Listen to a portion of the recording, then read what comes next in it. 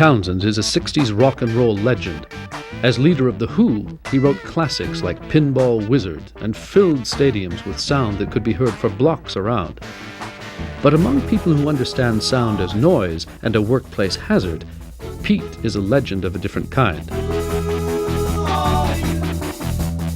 Thanks to listening to his own ear-splitting music year after year, Pete Townshend suffers what he calls severe hearing damage.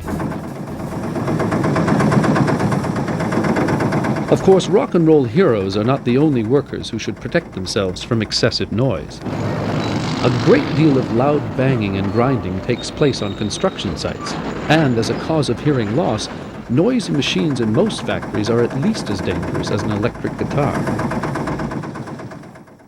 To control workplace noise, it helps to understand the principles of sound and hearing. Sound is a form of mechanical energy produced by vibrations which are transmitted through the air by sound waves. The intensity, or loudness of sound, depends on the amplitude of the sound waves. The greater the distance, or amplitude, between the highest and lowest points of the sound wave, the louder the sound. As sound waves travel away from the source through air, the amplitude, and thus the intensity of the noise, is reduced. So, at a rock concert, it's safer to be at the top of the stands than in front of a speaker. Sound is measured in decibels, or dB, and 1 decibel is the lowest intensity sound which most people can hear. With every increase of 3 dB, sound intensity doubles. So, a 93 dB sound is twice as loud as one of 90 dB. Noise can be continuous, like a machine in operation, or intermittent, like a front-end loader, which is called impact noise. Hearing is a complex process which begins when sound waves are collected by the outer ear, then travel through the auditory canal where they vibrate the eardrum. The eardrum passes the waves into the cochlea, where hair-like sensory cells transform the sound waves into messages, which are sent to the brain. Working in a noisy environment subjects the hair sensors of the cochlea to repeated stress. Eventually, the sensors are no longer able to bounce back to their original position. Sounds become distorted, and hearing loss occurs. Hearing impairment is usually gradual and may tragically be ignored.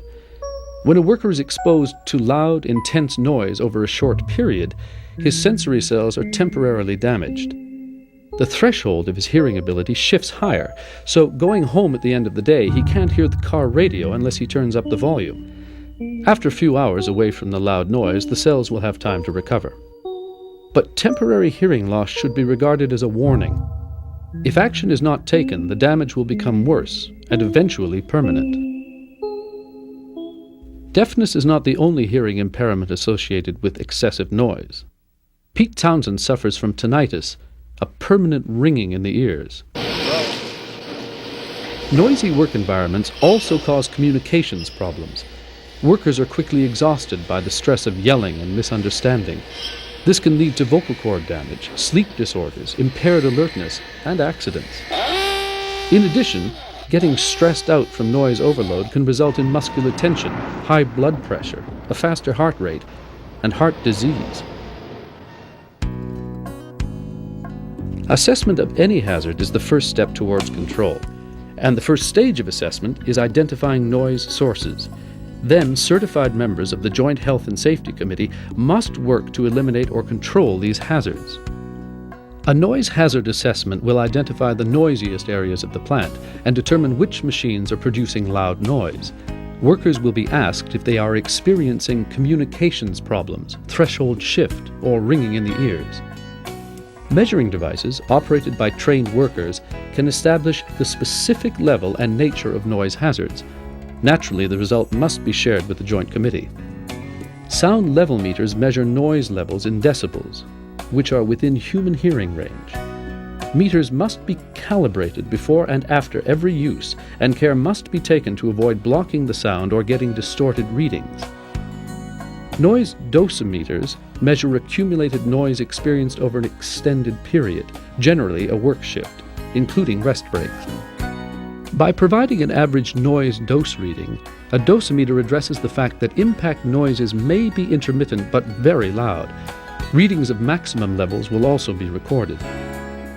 In situations where unwanted noise appears to fall within a particular frequency range, a frequency band analyzer is a useful tool. Knowing the frequency can help technicians to choose the most appropriate insulators or sound reduction materials. The regulation of sound is covered by the Ontario Occupational Health and Safety Act, which unfortunately does not adequately protect workers. Under the regulations, 90 decibels is the loudest sound level to which a worker can be exposed continuously without hearing protection. Many Ontario experts feel that this allowable limit is too high, and hearing damage can occur in some workers at 80 decibels. The purpose of controls is to reduce or eliminate hazards. Noise hazard controls may be applied at the source, along the path, or at the worker. However, eliminating the noise source is the only truly effective control. Noise reduction at the source will create a quieter, more productive work environment. Through administrative or engineering changes, workers may be moved away or shielded from the noise source.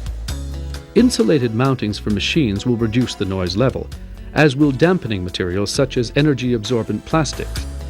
Enclosing a noise source with fiberglass or wood can also be effective, and mufflers can be installed to quiet down air compressors.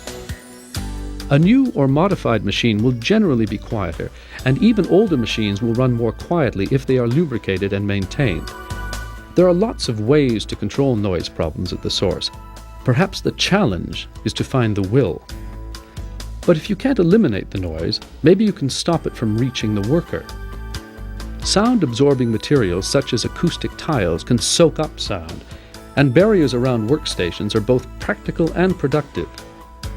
The least effective controls are those applied at the worker, which generally involve earplugs or earmuffs. When hearing protection is unavoidable, it is important to choose earplugs or muffs that are CSA approved. The hearing protectors should bring the worker's exposure down below the legislated limit of 90 dB. The decibel level should be posted in each work area. Above 110 dB, both plugs and muffs are required. Workers must be trained in the proper fit, use, and care of the earplugs or muffs, and defective or worn-out protectors should be replaced. With muffs, it's vital that the ear cushion create a tight seal, unobstructed by clothing or hair. As an alternative or in addition to hearing protection, administrative controls are an option. For example, workers may be rotated through the noisiest jobs so they are not subjected to the noise hazard for a full 8-hour shift. But this kind of control should be utilized only as a short-term solution. A strong noise control program developed by the Joint Health and Safety Committee will involve ongoing monitoring of both workers and the noise levels where they work. Regular audiometric testing should be used to monitor the hearing ability of every person who works in a noisy area. Test results can be compared with norms for people of that age, and even minor hearing loss can be detected over time. By discovering hearing impairment early, steps can be taken to prevent further damage. After controls are implemented or when new machines are installed, a new noise survey will tell you whether levels are going down or up. An annual review is the best way to keep tabs on changes in noise levels and the effectiveness of your program. The results should be presented to the employer, who has a legislated responsibility to inform workers about workplace hazards. If the employer refuses to take action, workers have a right to ask for an independent assessment by a Ministry of Labour inspector. And ultimately, if the danger persists, workers can refuse unsafe work. Noise is a hazard which is not so much obvious as insidious. It sneaks up on you.